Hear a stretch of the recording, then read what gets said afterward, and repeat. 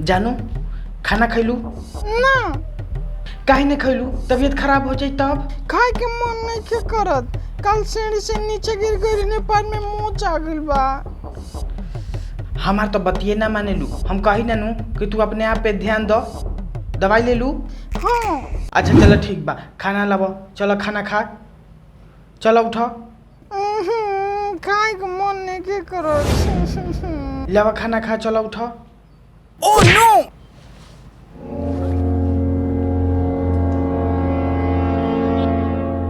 बेटा आज तक तो तू हमरा से एको बार न पूछले कि माई खाना खैलो कि ना। जन के तोर सब काम हम करे ना, खाना भी हम बना के खिलाई ना, तोर कपड़ा भी धोई ना।